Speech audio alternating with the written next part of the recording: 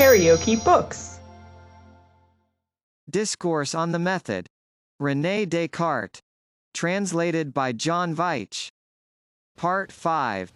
I would here willingly have proceeded to exhibit the whole chain of truths which I deduced from these primary, but as with a view to this it would have been necessary now to treat of many questions in dispute among the learned, with whom I do not wish to be embroiled, I believe that it will be better for me to refrain from this exposition, and only mention in general what these truths are, that the more judicious may be able to determine whether a more special account of them would conduce to the public advantage. I have ever remained firm in my original resolution to suppose no other principle than that of which I have recently availed myself in demonstrating the existence of God and of the soul, and to accept as true nothing that did not appear to me more clear and certain than the demonstrations of the geometers had formerly appeared. And yet I venture to state that not only have I found means to satisfy myself in a short time on all the principal difficulties which are usually treated of in philosophy, but I have also observed certain laws established in nature by God in such a manner, and of which he has impressed on our minds such notions, that after we have reflected sufficiently upon these, we cannot doubt that they are accurately observed in all that exists or takes place in the world. And farther, by considering the concatenation of these laws, it appears to me that I have discovered many truths more useful and more important than all I had before learned, but because I have essayed to expound the chief of these discoveries in a treatise which certain considerations prevent me from publishing, I cannot make the results known more conveniently than by here giving a summary of the contents of this treatise. It was my design to comprise in it all that, before I set myself to write it, I thought I knew of the nature of material objects. But like the painters who, finding themselves unable to represent equally well on a plane surface all the different faces of a solid body, select one of the chief, on which alone they make the light fall, and throwing the rest into the shade, allow them to appear only in so far as they can be seen while looking at the principal one. So, fearing lest I should not be able to compense in my discourse all that was in my mind, I resolved to expound singly, though at considerable length, my opinions regarding light, then to take the opportunity of adding something on the sun and the fixed stars, since light almost wholly proceeds from them, on the heavens since they transmit it, on the planets, comets, and earth, since they reflect it, and particularly on all the bodies that are upon the earth, since they are either colored, or transparent, or luminous, and finally on man, since he is the spectator of these objects.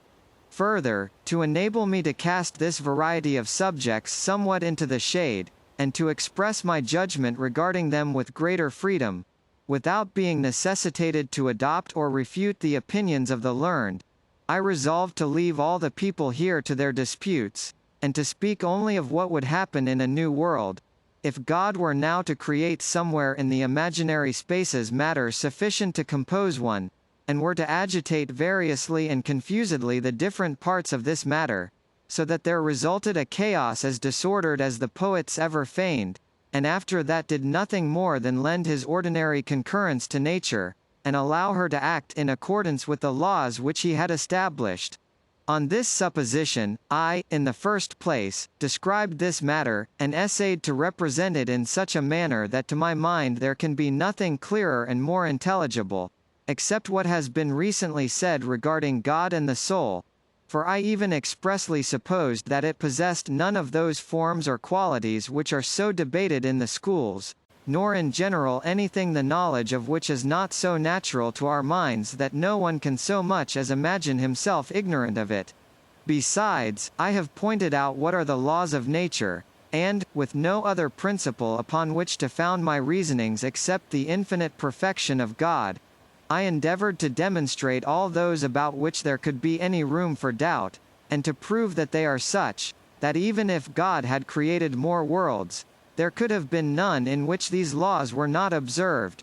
Thereafter, I showed how the greatest part of the matter of this chaos must, in accordance with these laws, dispose and arrange itself in such a way as to present the appearance of heavens,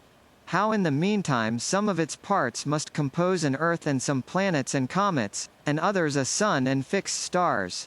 And, making a digression at this stage on the subject of light, I expounded at considerable length what the nature of that light must be which is found in the sun and the stars, and how thence in an instant of time it traverses the immense spaces of the heavens, and how from the planets and comets it is reflected towards the earth. To this I likewise added much respecting the substance, the situation, the motions, and all the different qualities of these heavens and stars, so that I thought I had said enough respecting them to show that there is nothing observable in the heavens or stars of our system that must not, or at least may not appear precisely alike in those of the system which I described. I came next to speak of the earth in particular, and to show how, even though I had expressly supposed that God had given no weight to the matter of which it is composed, this should not prevent all its parts from tending exactly to its center, how with water and air on its surface, the disposition of the heavens and heavenly bodies, more especially of the moon, must cause a flow and ebb, like in all its circumstances to that observed in our seas, as also a certain current both of water and air from east to west, such as is likewise observed between the tropics, how the mountains, seas, fountains, and rivers might naturally be formed in it, and the metals produced in the mines, and the plants grow in the fields, and in general, how all the bodies which are commonly denominated mixed or composite might be generated, and, among other things, in the discoveries alluded to, inasmuch as besides the stars, I knew nothing except fire which produces light, I spared no pains to set forth all that pertains to its nature, the manner of its production and support, and to explain how heat is sometimes found without light, and light without heat, to show how it can induce various colors upon different bodies and other diverse qualities, how it reduces some to a liquid state and hardens others, how it can consume almost all bodies, or convert them into ashes and smoke, and finally, how from these ashes, by the mere intensity of its action, it forms glass. For as this transmutation of ashes into glass appeared to me as wonderful as any other in nature, I was not, however, disposed, from these circumstances, to conclude that this world had been created in the manner I described. For it is much more likely that God made it at the first such as it was to be. But this is certain, and an opinion commonly received among theologians, that the action by which he now sustains it is the same with that by which he originally created it, so that even although he had from the beginning given it no other form than that of chaos, provided only he had established certain laws of nature, and had lent it his concurrence to enable it to act as it is wont to do, it may be believed, without discredit to the miracle of creation, that, in this way alone, things purely material might, in course of time, have become such as we observe them at present, and their nature is much more easily conceived when they are beheld coming in this manner gradually into existence, than when they are only considered as produced at once in a finished and perfect state. From the description of inanimate bodies and plants, I passed to animals, and particularly to man. But since I had not as yet sufficient knowledge to enable me to treat of these in the same manner as of the rest, that is to say, by deducing effects from their causes, and by showing from what elements and in what manner nature must produce them, I remained satisfied with the supposition that God formed the body of man wholly like to one of ours, as well in the external shape of the members as in the internal conformation of the organs, of the same matter with that I had described, and at first placed in it no rational soul, nor any other principle, in room of the vegetative or sensitive soul, beyond kindling in the heart one of those fires without light, such as I had already described, and which I thought was not different from the heat in hay that has been heaped together before it is dry, or that which causes fermentation in new wines before they are run clear of the fruit.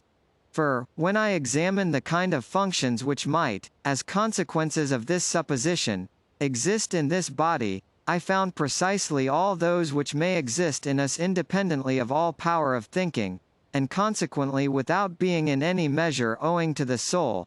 In other words, to that part of us which is distinct from the body, and of which it has been said above that the nature distinctively consists in thinking, functions in which the animals void of reason may be said wholly to resemble us, but among which I could not discover any of those that, as dependent on thought alone, belong to us as men, while, on the other hand, I did afterwards discover these as soon as I supposed God to have created a rational soul, and to have annexed it to this body in a particular manner which I described.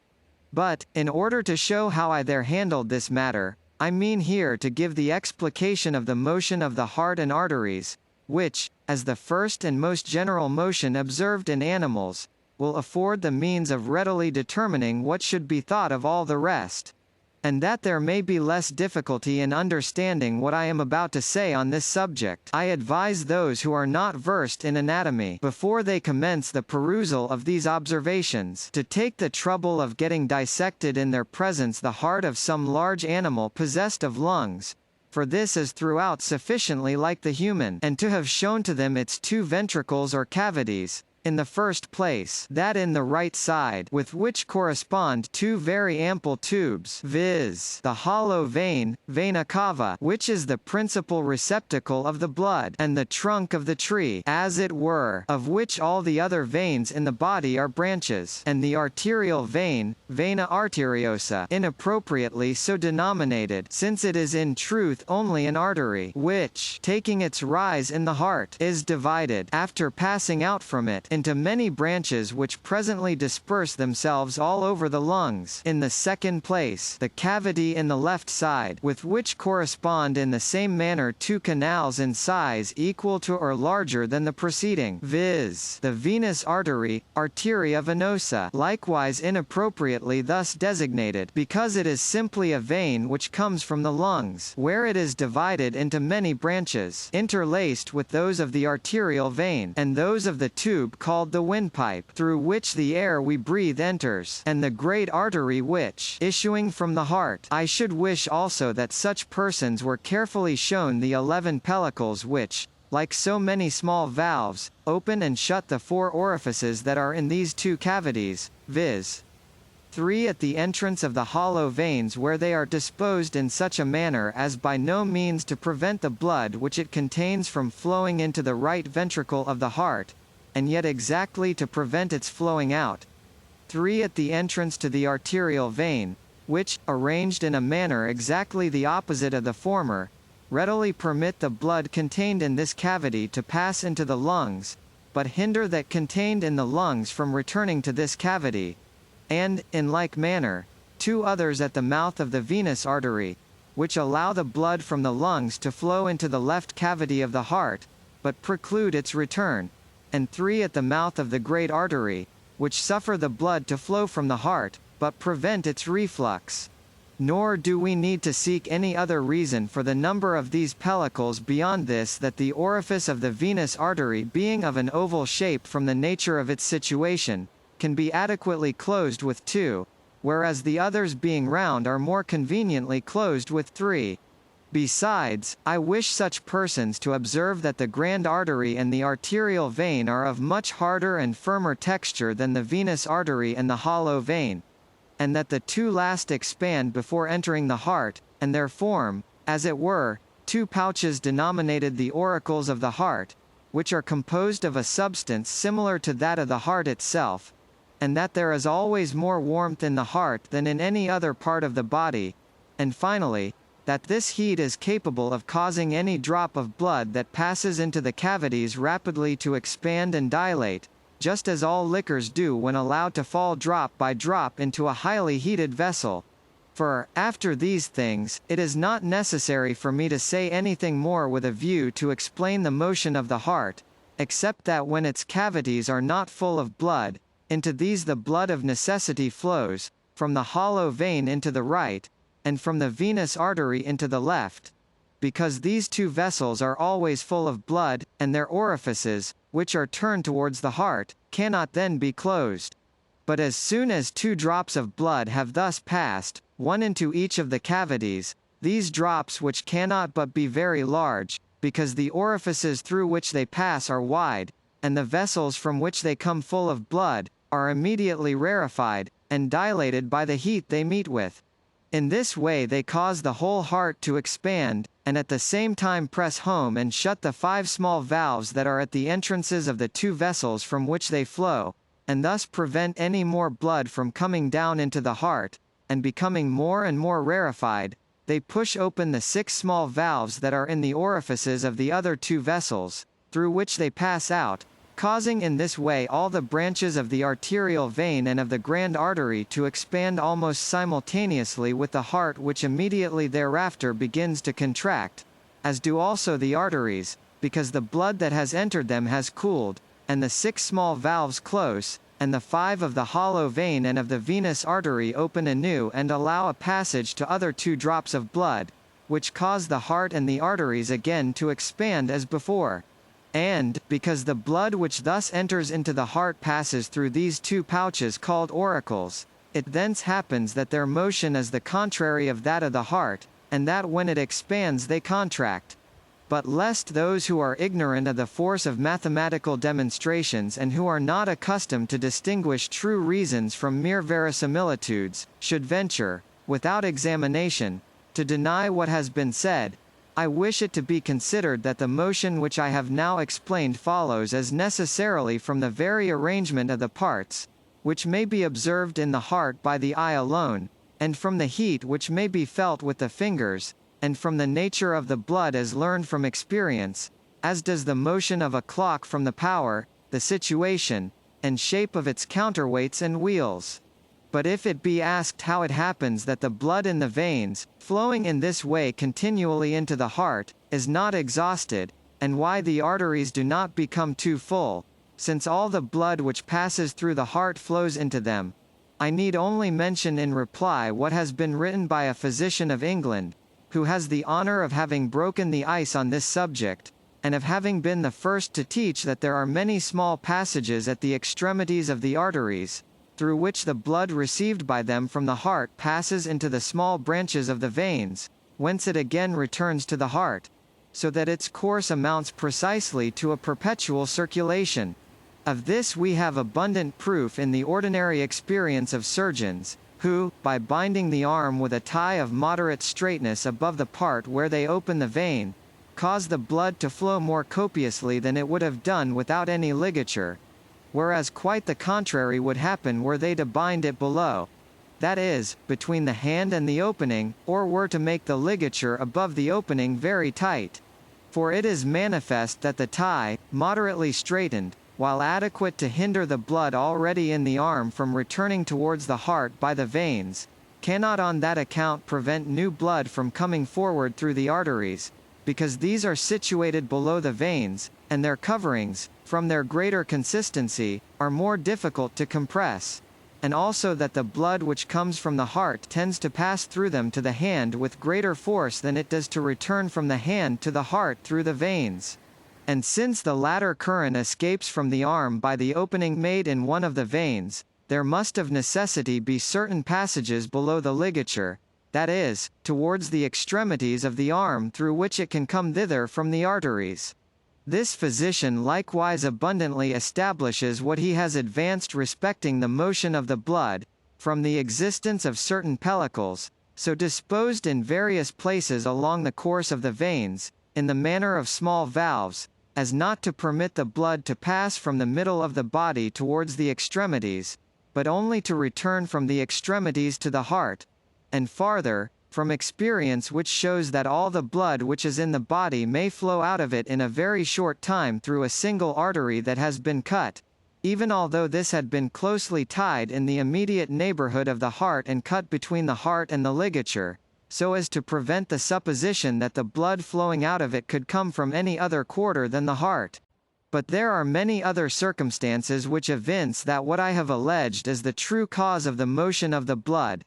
Thus, in the first place, the difference that is observed between the blood which flows from the veins, and that from the arteries, can only arise from this, that being rarefied, and, as it were, distilled by passing through the heart, it is thinner, and more vivid, and warmer immediately after leaving the heart, in other words, when in the arteries, than it was a short time before passing into either, in other words, when it was in the veins. And if attention be given, it will be found that this difference is very marked only in the neighborhood of the heart, and is not so evident in parts more remote from it.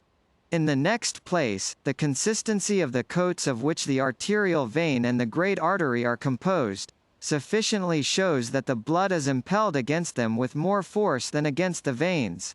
And why should the left cavity of the heart and the great artery be wider and larger than the right cavity and the arterial vein, were it not that the blood of the venous artery, having only been in the lungs after it has passed through the heart, is thinner, and rarefies more readily, and in a higher degree, than the blood which proceeds immediately from the hollow vein? And what can physicians conjecture from feeling the pulse unless they know that according as the blood changes its nature it can be rarefied by the warmth of the heart, in a higher or lower degree, and more or less quickly than before? And if it be inquired how this heat is communicated to the other members, must it not be admitted that this is effected by means of the blood, which, passing through the heart, is there heated anew, and thence diffused over all the body? Whence it happens, that if the blood be withdrawn from any part, the heat is likewise withdrawn by the same means, and although the heart were as hot as glowing iron, it would not be capable of warming the feet and hands as at present, unless it continually sent thither new blood. We likewise perceive from this, that the true use of respiration is to bring sufficient fresh air into the lungs, to cause the blood which flows into them from the right ventricle of the heart, where it has been rarefied and, as it were, changed into vapors, to become thick, and to convert it anew into blood, before it flows into the left cavity, without which process it would be unfit for the nourishment of the fire that is there. This receives confirmation from the circumstance, that it is observed of animals destitute of lungs that they have also but one cavity in the heart, and that in children who cannot use them while in the womb, there is a hole through which the blood flows from the hollow vein into the left cavity of the heart, and a tube through which it passes from the arterial vein into the grand artery without passing through the lung. In the next place, how could digestion be carried on in the stomach unless the heart communicated heat to it through the arteries, and along with this certain of the more fluid parts of the blood, which assist in the dissolution of the food that has been taken in? Is not also the operation which converts the juice of food into blood easily comprehended, when it is considered that it is distilled by passing and repassing through the heart perhaps more than 100 or 200 times in a day?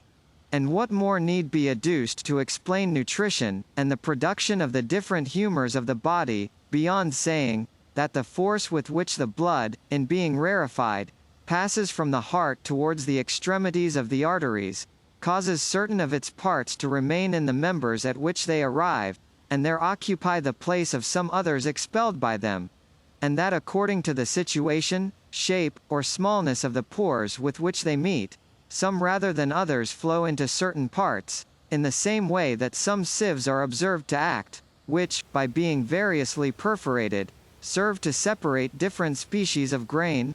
And, in the last place, what above all is here worthy of observation, is the generation of the animal spirits, which are like a very subtle wind, or rather a very pure and vivid flame which, continually ascending in great abundance from the heart to the brain, thence penetrates through the nerves into the muscles, and gives motion to all the members, so that to account for other parts of the blood which, as most agitated and penetrating, are the fittest to compose these spirits, proceeding towards the brain, it is not necessary to suppose any other cause than simply that the arteries which carry them thither proceed from the heart in the most direct lines, and that, according to the rules of mechanics which are the same with those of nature, when many objects tend at once to the same point where there is not sufficient room for all, as is the case with the parts of the blood which flow forth from the left cavity of the heart and tend towards the brain. And after these, I had shown what must be the fabric of the nerves and muscles of the human body to give the animal spirits contained in it the power to move the members, as when we see heads shortly after they have been struck off still move and bite the earth, although no longer animated. What changes must take place in the brain to produce waking, sleep, and dreams? How light, sounds,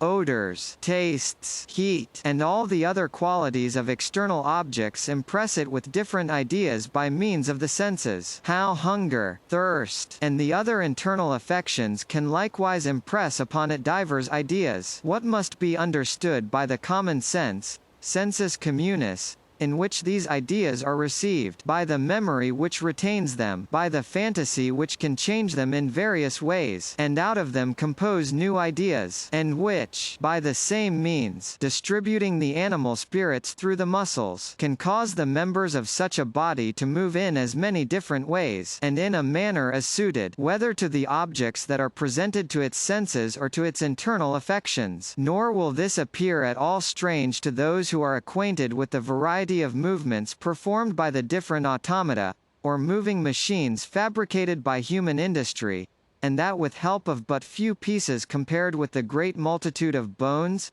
muscles, nerves, arteries, veins, and other parts that are found in the body of each animal. Such persons will look upon this body as a machine made by the hands of God, which is incomparably better arranged, and adequate to movements more admirable than is any machine of human invention. And here I specially stayed to show that, were there such machines exactly resembling organs and outward form an ape or any other irrational animal, we could have no means of knowing that they were in any respect of a different nature from these animals. But if there were machines bearing the image of our bodies, and capable of imitating our actions as far as it is morally possible, there would still remain two most certain tests whereby to know that they were not therefore really men. Of these the first is that they could never use words or other signs arranged in such a manner as is competent to us in order to declare our thoughts to others. For we may easily conceive a machine to be so constructed that it emits vocables, and even that it emits some correspondent to the action upon it of external objects which cause a change in its organs. For example, if touched in a particular place it may demand what we wish to say to it. If in another it may cry out that it is hurt, and such like, but not that it should arrange them variously so as appositely to reply to what is said in its presence, as men of the lowest grade of intellect can do. The second test is, that although such machines might execute many things with equal or perhaps greater perfection than any of us, they would, without doubt, fail in certain others from which it could be discovered that they did not act from knowledge, but solely from the disposition of their organs. For while reason is an universal instrument that is alike available on every occasion, these organs, on the contrary, need a particular arrangement for each particular action. Whence it must be morally impossible that there should exist in any machine a diversity of organs sufficient to enable it to act in all the occurrences of life, in the way in which our reason enables us to act. Again, by means of these two tests we may likewise know the difference between men and brutes. For it is highly deserving of remark, that there are no men so dull and stupid, not even idiots, as to be incapable of joining together different words, and thereby constructing a declaration by which to make their thoughts understood, and that on the other hand, there is no other animal, however perfect or happily circumstanced, which can do the like. Nor does this inability arise from want of organs, for we observe that magpies and parrots can utter words like ourselves, and are yet unable to speak as we do, that is, so as to show that they understand what they say, in place of which men born deaf and dumb, and thus not less, but rather more than the brutes, destitute of the organs which others use in speaking, are in the habit of spontaneously inventing certain signs by which they discover their thoughts to those who, being usually in their company, have leisure to learn their language. And this proves not only that the brutes have less reason than man, but that they have none at all. For we see that very little is required to enable a person to speak, and since a certain inequality of capacity is observable among animals of the same species, as well as among men, and since some are more capable of being instructed than others, it is incredible that the most perfect ape or parrot of its species should not in this be equal to the most stupid infant of its kind, or at least to one that was crack-brained, unless the soul of brutes were of a nature wholly different from ours. And we ought not to confound speech with the natural movements which indicate the passions, and can be imitated by machines as well as manifested by animals. Nor must it be thought with certain of the ancients, that the brutes speak, although we do not understand their language. For if such were the case, since they are endowed with many organs analogous to ours, they could as easily communicate their thoughts to us as to their fellows. It is also very worthy of remark, that, though there are many animals which manifest more industry than we in certain of their actions, the same animals are yet observed to show none at all in many others, so that the circumstance that they do better than we does not prove that they are endowed with mind, for it would thence follow that they possessed greater reason than any of us, and could surpass us in all things. On the contrary, it rather proves that they are destitute of reason, and that it is nature which acts in them according to the disposition of their organs. Thus it is seen, that a clock composed only of wheels and weights can number the hours and measure time more exactly than we with all our skin.